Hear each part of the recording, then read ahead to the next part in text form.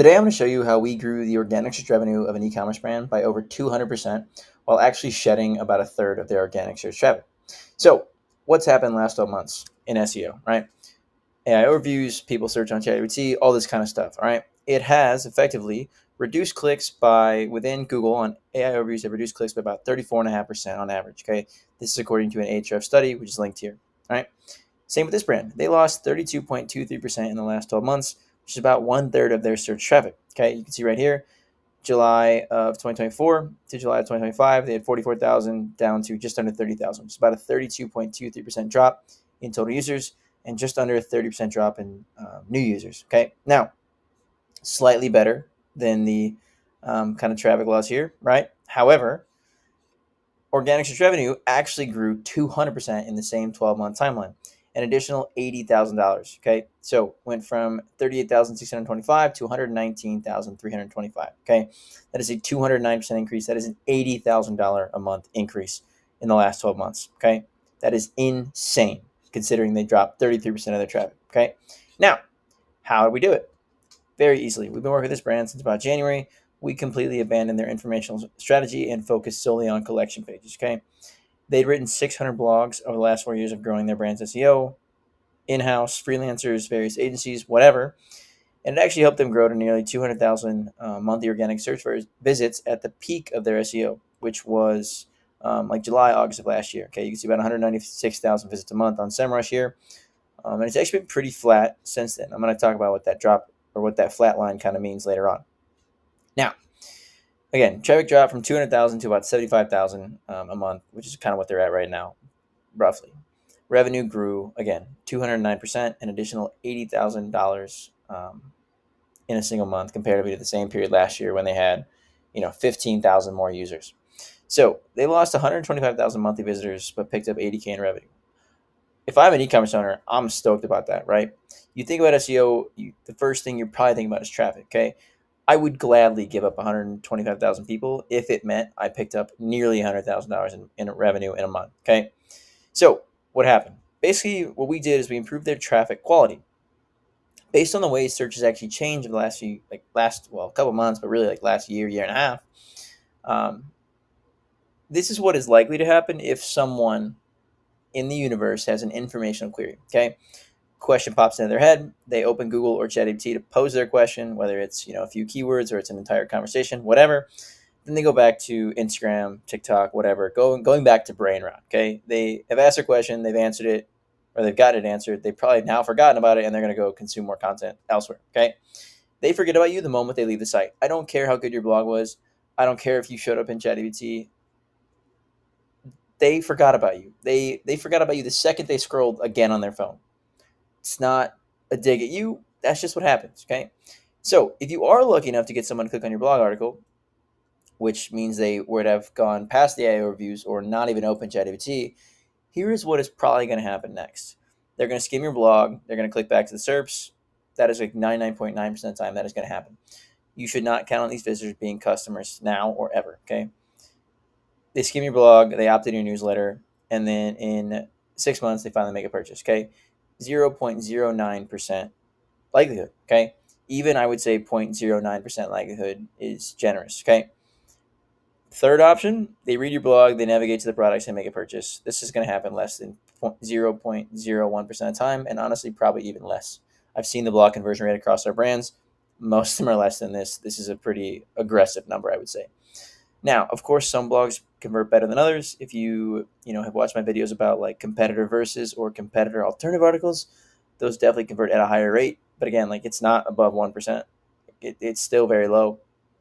But grouped together, like if you include all funnel stage blogs, they are not a high converting page site. They never have been. That's not new. They've never been. Whether it was 10 years ago, 20 years ago, like blogs have never been high converting unless you were also pushing ads to them. Okay.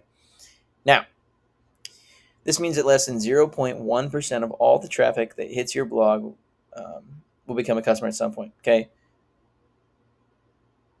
0.1% of anything is not a lot. 0.1% of a billion is a lot, but that's about it.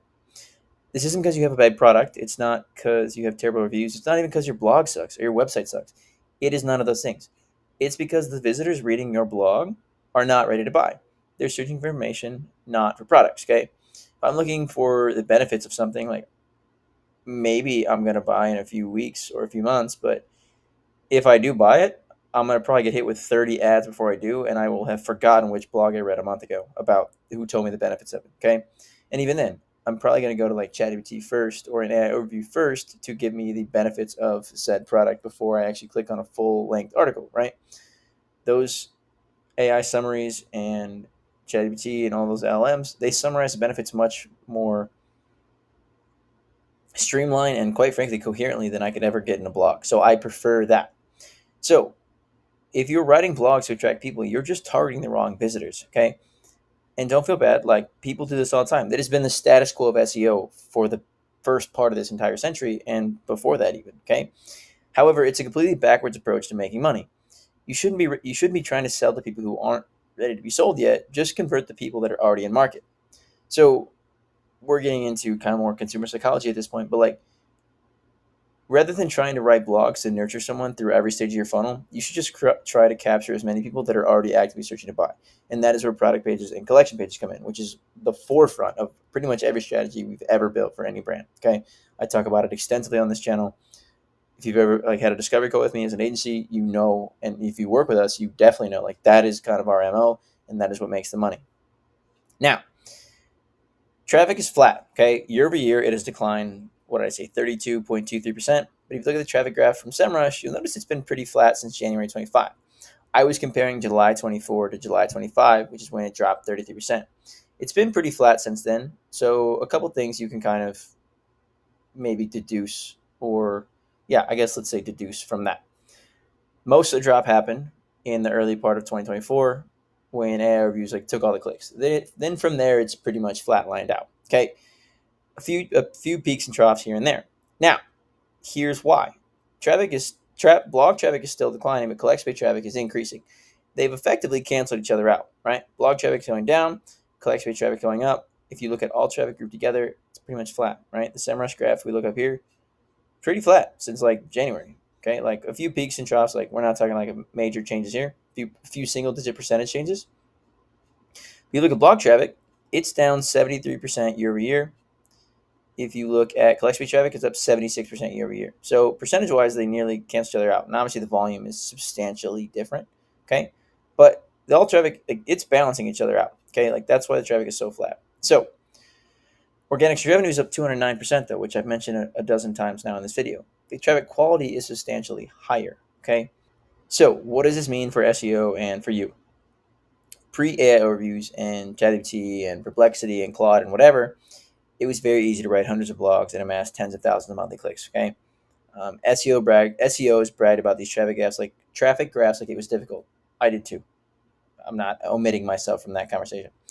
However, 2 years ago, ranking blogs number one was super easy. The third article I ever wrote when I was like, I don't know, 2 months into my SEO career, if you could even call it that, at 2 months at a time, I ranked the number one spot. It was for the tattoo aftercare niche, and I outranked WebMD and Healthline.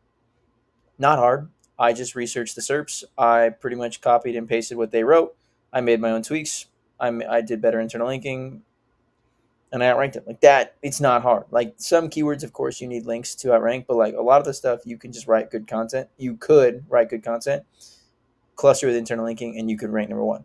That wasn't hard. If I could do it in 2 months of learning what the word SEO means, that means it's not hard. When I was starting my agency, I had a friend do some freelance work for me during COVID. His first ever article ranked in the number one spot for a juice cleanse company. First try. Again, this was not hard. This was like 2022 at the time. Okay.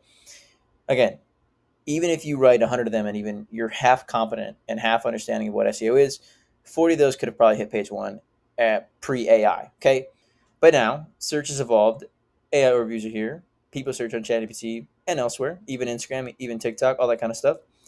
But people still buy on Google, and they spend a ton of money when they actually do. It is harder to rank product pages and collection pages than it is to rank a blog, but it's always been harder. Okay, that should be obvious. It is the same reason that transactional keywords have higher average cost per clicks. These keywords make more money. Okay, if I'm going to go bid on, the benefits of collagen, it's going to be a substantially cheaper keyword to bid on from a Google Ads side of things, comparatively to like buy collagen or collagen supplements or even just collagen. Okay.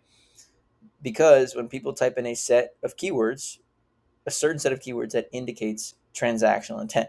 So that visitor or that user is more likely to become a customer, hence the increased PPC cost. And in SEO, the increased competitiveness. Okay, they make more money.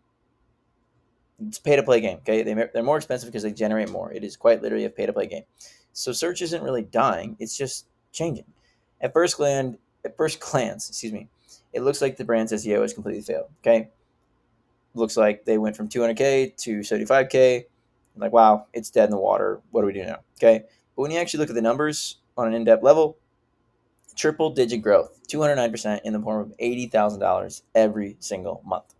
So if you're interested in that, Shopify brands are losing SEO traffic in the last 12 months. I guarantee that I can actually make you more money with fewer people visiting your site. Completely done for you.